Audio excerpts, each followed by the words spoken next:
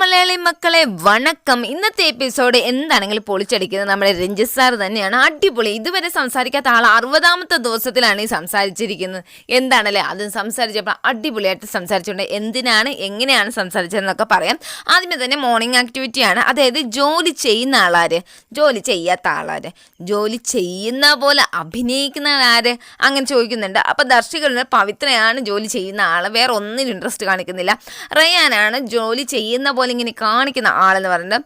അതേപോലെ തന്നെ റാണവ് ജോലി ചെയ്യുന്നേ ഇല്ല എന്ന് പറയുന്നുണ്ട്. അത് കഴിയുമ്പോഴത്തേ പവിത്ര വന്നിട്ട് പറയണ്ട മുത്തുകുമാർ ജോലി ഇങ്ങനെ ചെയ്യാത്ത ഒരാൾ ചെയ്യിപ്പിക്കുന്ന ആളെന്ന് പറയുന്നുണ്ട്.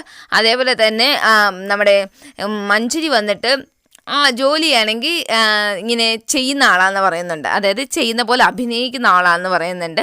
ഒട്ടും ചെയ്യാത്ത റാണവാന്ന് പറയുന്നുണ്ട് കേട്ടോ.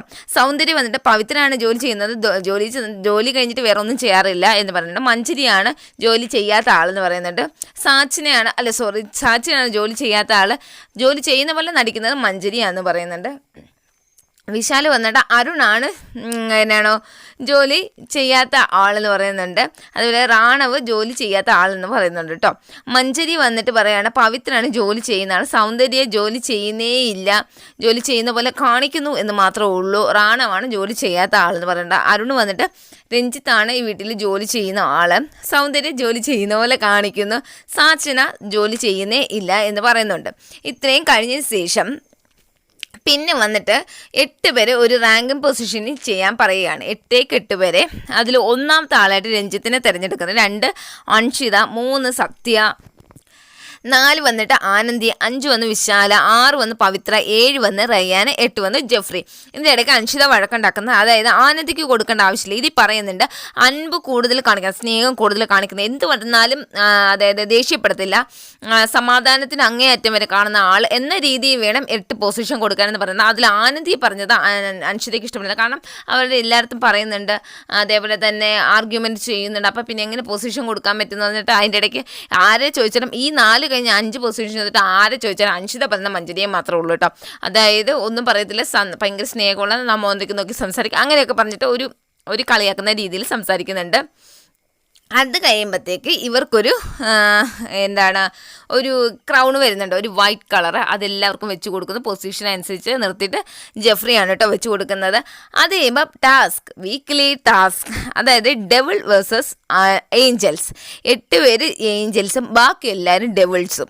അതാണ് അതായത് നമ്മുടെ ഏഞ്ചൽസിന് ഒരു ക്യാരക്ടർ ഉണ്ട്, അതായത് സമാധാനമാണ്, അവർ ദേഷ്യപ്പെടില്ലെന്ന്. അത് മാറ്റാൻ ശ്രമിക്കണം നമ്മുടെ ഡെവിൾസ്, അത് മാറാതിരിക്കാൻ ശ്രമിക്കണം ഏഞ്ചൽസ്. അതാണ് ടാസ്ക് എന്ന് പറയുന്നത്. അത് കഴിയുമ്പോൾ ഈ ടാസ്കെല്ലാം തീരുമാനിച്ച് കഴിഞ്ഞിട്ട് എല്ലാവരും ലിവിങ് ഏരിയയിൽ നിന്ന് പോവുകയാണ്.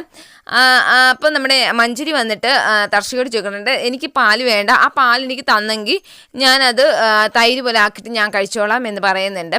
അപ്പോൾ ജാക്ലിൻ ഒരെണ്ണം എടുത്ത് വായിക്ക് ചോദിക്കുന്നുണ്ട്, എന്നാൽ എനിക്ക് ഉച്ചയ്ക്ക് സാമ്പാർ വേണ്ട, ആ പരിപ്പ് മാത്രം നീക്കി തന്നിട്ട് ഞാൻ വലിയ പായസമാക്കി കുടിച്ചോളാം എന്ന് പറയുന്നുണ്ട്. അതെന്താ അവൾക്ക് മാത്രം കൊടുത്തതെന്ന്. അതിൻ്റെ പേര് നല്ലൊരു വാക്ക് തർക്കം സൗന്ദര്യയും ജാക്ലിനും മഞ്ജരിയും കൂടെ ഉണ്ടാവുന്നുണ്ട് കേട്ടോ. സത്യം പറഞ്ഞാൽ നമ്മൾ ഒരു വീട്ടിൽ കഴിയുമ്പോൾ ഇതേപോലത്തെ ഒരു ബിഗ് ബോസ് പോലത്തെ ഒരു വീട്ടിൽ കഴിയുമ്പോൾ നമ്മൾ കുറേ കാര്യങ്ങൾ അഡ്ജസ്റ്റ് ചെയ്യണം. ചില ഫുഡുകൾ പിടിക്കുകയില്ല, ചില ഫുഡുകൾ ഇഷ്ടമാകും, നമുക്ക് ഇഷ്ടമുള്ള പോലെ അവിടെ ജീവിക്കാൻ സാധിക്കില്ല. അതൊക്കെ അറിഞ്ഞുകൊണ്ടാണ് നമ്മൾ അങ്ങോട്ട് പോകുന്നത് അല്ലേ. അപ്പം ഇവിടെ എന്താ കൂടുതലും പ്രശ്നങ്ങൾ വരുന്നത് ഫുഡിൻ്റെ പേരിലാണ്. അപ്പോൾ ഇതൊക്കെ അറിഞ്ഞുകൊണ്ട് നമ്മൾ അങ്ങനെ ചെയ്യും. ഒന്നാമത്തെ കാര്യം മഞ്ജരി വയൽക്കാടാണ്, അപ്പം മഞ്ജരിക്ക് എല്ലാം അറിയാം.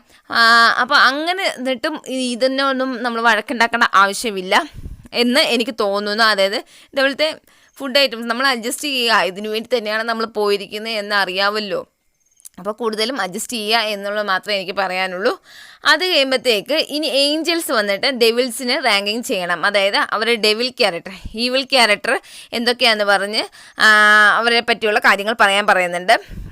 ഒന്നാമത്തെ പൊസിഷൻ മഞ്ജരി, 2ാമത്തെ position Jacqueline, 3rd Muthukumar, 4th Deepak, 5 വന്നിട്ട് സൗന്ദര്യ, 6th വന്നിട്ട് സാച്ചന, 7th അരുണ്, 8 തർഷിക, നയൻ, റാണവ്. ഇത്രയും പേരാണ് കേട്ടോ പൊസിഷന് വന്നിട്ട്. ഇവർക്കെല്ലാം ഓരോരോ കാരണങ്ങളും പറഞ്ഞിട്ട് ഇതിലാണ് രഞ്ജിത്ത് സാറ് ആർക്കും പരിക്കേക്കരുത് എന്നുള്ള രീതിയിലും എന്നാൽ കറക്റ്റ് പോയിന്റുകളും എല്ലാവരുടെ ക്യാരക്ടറുകളും അതേപോലെ തന്നെ നല്ല രീതിയിൽ തന്നെ നമുക്ക് ചിരിക്കാൻ പറ്റുന്ന രീതിയിൽ തന്നെ പറയുകയും എന്ന കാര്യം പറയുകയും ചെയ്തിട്ടോ. എനിക്ക് ഒത്തിരി ഇഷ്ടപ്പെട്ടിട്ടുണ്ടായിരുന്നു. അത് കഴിയുമ്പോഴത്തേക്ക് അവർക്കുള്ള ഡ്രസ്സുകൾ വരുന്നുണ്ട്. നാളെയാണ് കേട്ടോ വീക്കിലി ടാസ്ക് തുടങ്ങുന്നത്. അതിനുള്ള സെറ്റൊക്കെ ചെയ്തിട്ടുണ്ട്. ഡ്രസ്സൊക്കെ വന്നിട്ട് ബസ്സിലടിക്കുമ്പോഴത്തേക്ക് ഡ്രസ്സൊക്കെ ഇട്ടിട്ട് നമുക്കിഷ്ടമുള്ള ഒരു രൂപ ഒരുങ്ങിയെടുക്കാം. അതിനുള്ള ഓർണമെൻറ്റ്സ് ഒക്കെ നമുക്കിഷ്ടമുള്ള ഇടാം എന്നൊക്കെ പറയുന്നുണ്ട് കേട്ടോ.